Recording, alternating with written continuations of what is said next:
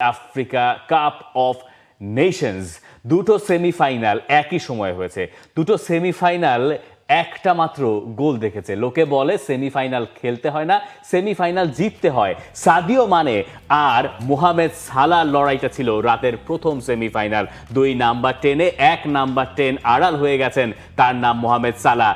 আড়াল হয়েছেন এই কারণে, এই নাম্বার 10 সাদিও মানে ম্যাচের শেষ অংশে গিয়ে দুর্দান্ত একটা স্ট্রাইকে গোল করে সেনেগালকে আরও একবার নিয়ে গেছেন আফ্রিকা কাপ অফ নেশনসের ফাইনালে।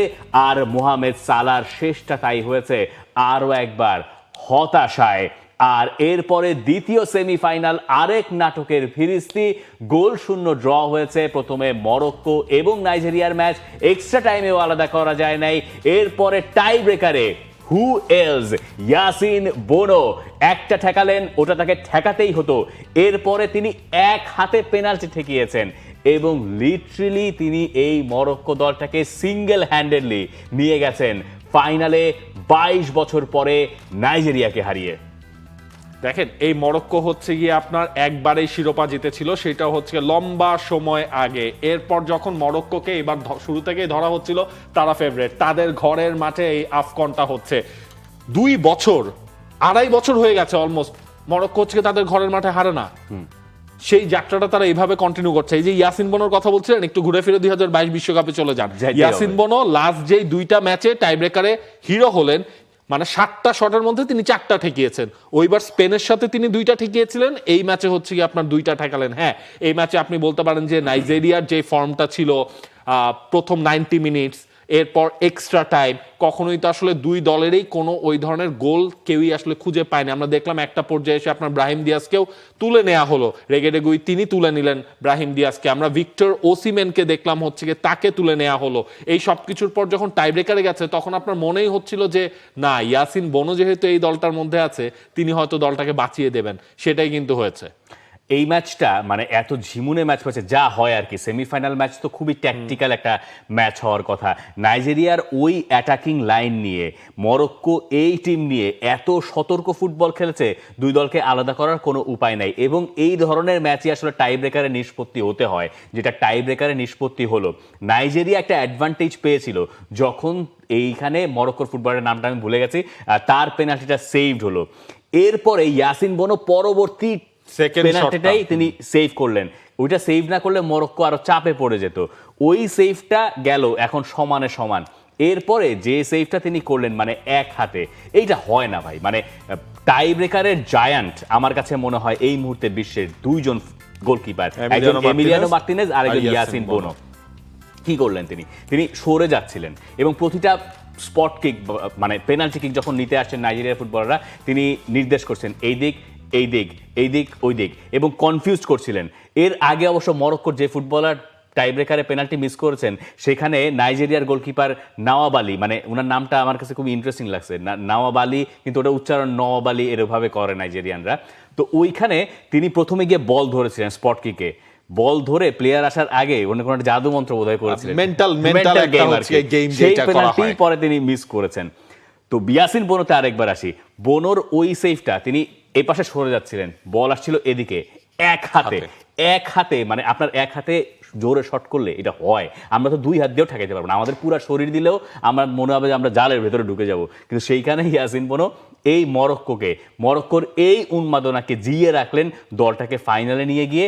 এখন তাদের প্রতিপক্ষ সেনেগাল, যেই সেনেগাল আরেক ফেভারিট ইজিপ্টকে বাদ করে দিয়ে আসলো। দেখেন, এই ম্যাচে বলাই তো হচ্ছিল 2 নাম্বার 10-এর লড়াই, সালাহ এবং হচ্ছে গিয়ে আপনার সাদিও মানে। খেয়াল করে দেখেন 2021 সালে যখন হচ্ছে গিয়ে আপনার সেনেগাল ট্রফি জিতলো, মোহাম্মদ সালাহকে হতাশ হতে হলো।